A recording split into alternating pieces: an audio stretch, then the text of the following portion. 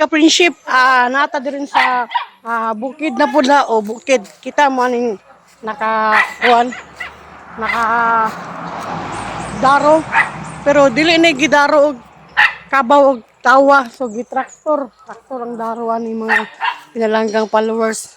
So ingani diryo nindot kayo ang ato ang clouds na blue.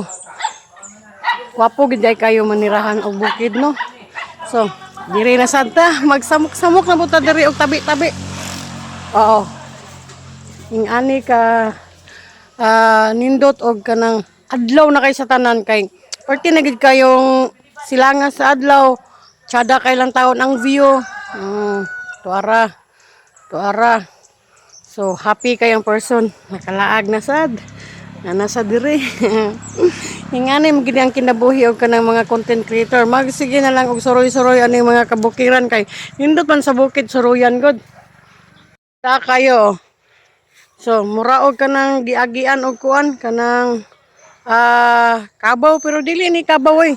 Kana bitang traktor high-tech na kay karon dili na gid ingon nga magpatuna patag kabaw para magkuan daro human og patuna dili na diretso dali ra kayo mahuman. So pila ra ni ka oras human na dayon ang pagtraktor gilibot-libot gid padagan sa traktor diri. Hawa na kayo makita na mga balay pod. Dito pod sa ubos so makita na po nato nga unsa ka hinlo na. Lapas-lapas na ang atuang mga pananaw. Naging kay tag panglantaw diri sa kabukiran kay ngani man gid ang kinabuhi diri sa bukid.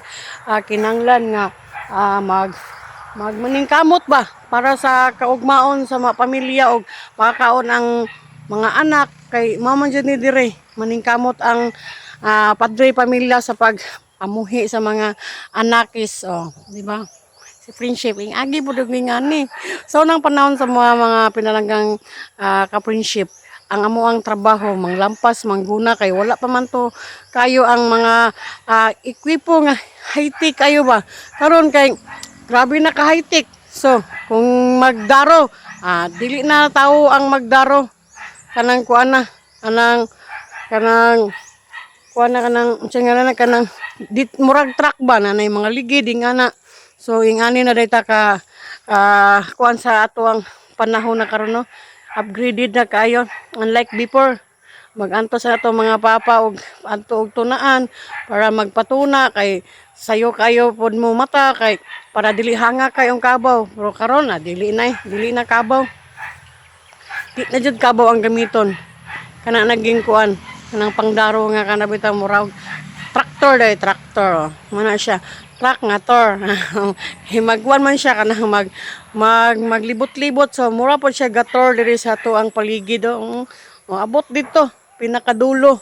Tuana siya dito ron ga-tractor na pod sa another nga part kay siguro maison siguro ni sa tagiya diri mo nang gidaro ni sa una poultry man ni diri mga lugara pero karon himuon na nila kanang kuan maisan kay nindot man tong mais kay makakaon tag mais. Pero nindot po tong poultry kay makakaon tag manok or itlog.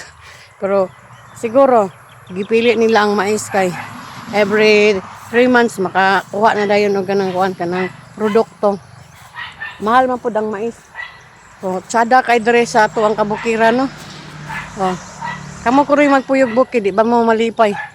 Lipay kayo kay pisko ang hangin. Makita nimo mga kalubinan, makita nimo ang kanang mga mga tanom nga kanabitaw sama sa mais pag mo tubo na. Ani na basin sunod po dili na tao ang magtanom. Kumbaga machine na pod. Happy kayo ang person nga nakasuroy-suroy aning kabukiran. Indot man dyan maniran og bukid.